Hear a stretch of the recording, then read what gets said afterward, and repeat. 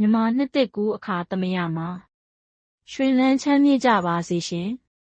ဒီဗီဒီယိုလေးမှာတော့နှစ်ဆန်းတစ်ရက်နေ့မှာလှုပ်သင့်တာနဲ့မလှုပ်သင့်တာတွေကိုဆွေးနွေးအကြံပြုပေးသွားမှာပဲဖြစ်ပါတယ်နှစ်သစ်တစ်နှစ်ရဲ့ပထမဆုံးနေ့ဖြစ်တဲ့နှစ်ဆန်းတစ်ရက်နေ့မှာလူများစုကဒီနေ့ကိုပျော်ရွှင်စရာနေ့တစ်နေ့အဖြစ်မြင်ကြပေမဲ့တချို့လူတွေကတော့ဒီနေ့မှာလုပ်တဲ့အရာတွေဟာတစ်နှစ်လုံးကိုသက်ရောက်စေနိုင်တယ်ဆိုတာကိုယုံကြည်ကြပါတယ်။သင်လည်းဒီနှစ်ကိုကောင်းမွန်စွာစတင်ခြင်းနဲ့ဆိုရင်ဒီဗီဒီယိုကိုနားထောင်ပြီးမှနှစ်သစ်ကိုစတင်လိုက်ပါ။အပိုင်းတက်အနေနဲ့နှစ်ဆန်းတစ်ရက်မှာလုပ်သင့်တဲ့အချက်များကိုနံပါတ်၄တွေခွဲပြီးရှင်းပြပေးသွားမှာပဲဖြစ်ပါတယ်။နံပါတ်1မနက်အစောပိုင်းမှာလန်းဆန်းစွာနိုးထပါနှစ်ဆန်းတစ်ရက်မှာမနက်စောစောနိုးထခြင်းဟာတစ်နှစ်လုံးအတွက်စွမ်းရည်ကောင်းတစ်ခုပါမနက်ကိုလှပစွာစတင်နိုင်ရင်ဘဝရဲ့နေ့ရက်တွေကလည်းလှပလာတတ်ပါတယ်မျက်လုံးဖွင့်တဲ့အချိန်မှာဖုန်းကိုမကင်ခင်အရင်ဆုံးကိုပြောပါဒီနှစ်မှာငါကပိုကောင်းတဲ့လူတစ်ယောက်ဖြစ်ရမယ်လို့နံပါတ်2စိတ်တန့်ရှင်းမှုနဲ့စတင်ပါအပြင်အစင်ကိုတန့်ရှင်းထားတာထက်စိတ်ထဲကိုတန့်ရှင်းထားဖို့ပိုအရေးကြီးပါတယ်မကျေနပ်မှုတွေမုန်းတီးမှုတွေစိတ်ပင်ပန်းမှုတွေကိုဒီနေ့မှာပဲလွတ်ချလိုက်ပါ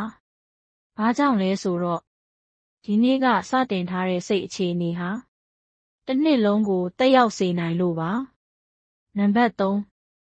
မိဘဆရာနဲ့လူကြီးများကိုကြော့ပါနှစ်သစ်ရဲ့ပထမနေ့မှာ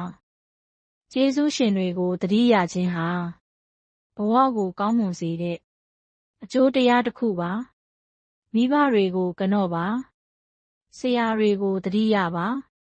ဒီလိုလုပ်ခြင်းကကိုယ့်ဘဝထဲကိုကံကောင်းခြင်းတွေဝင်လာစေတယ်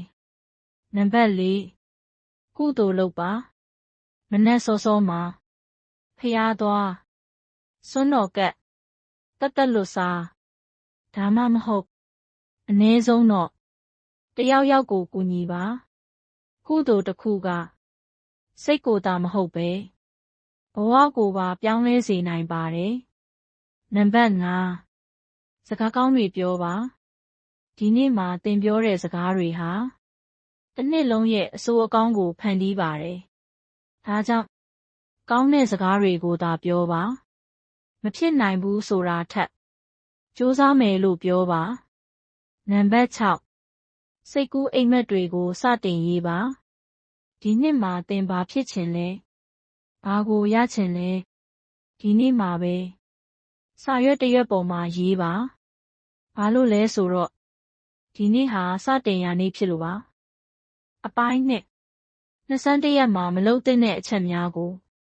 နံပါတ်4တွေခွဲပြီးရှင်းပြပေးသွားပါမယ်နံပါတ်1စကားကြမ်းမပြောပါနဲ့နှစ်ဆန်းတစ်ရက်မှာစကားကြမ်းပြောခြင်းဟာတစ်နှစ်လုံးအတွက်အဆိုးစွမ်းရင်ကိုဖန်တီးတတ်ပါတယ်မကြိုက်တာတွေရှိရင်တော့ဒီနေ့မှာတော့ထိန်းထားပါနံပါတ်2စိတ်တူခြင်းမလုပ်ပါနဲ့စိတ်တူမှုကသင်ရဲ့တစ်နေ့တည်းကိုမပြတ်စေပဲတစ်နှစ်လုံးကိုပါတက်ရောက်နိုင်ပါတယ်ဒီနေ့မှာတော့စိတ်ရှည်မှုကိုလေ့ကျင့်ပါနံပါတ်3နှစ်သစ်ရဲ့ပထမရက်မှာအိပ်ရင်းနဲ့အချိန်မဖြုံးပါနဲ့နှစ်ဆန်းတစ်ရက်မှာအိပ်နေတာနဲ့တစ်နေ့ကုန်သွားမယ်ဆိုရင်သင်ရဲ့နှစ်သစ်ဟာမစတင်သေးတဲ့နှစ်တစ်နှစ်လိုဖြစ်သွားပါလိမ့်မယ်နံပါတ်4အငင်းအခုံမလုပ်ပါနဲ့အငင်းအခုံဟာဆက်ဆံရေးတွေကိုပျက်စေတတ်ပါတယ်ဒီနေ့မှာစကားပြောရင်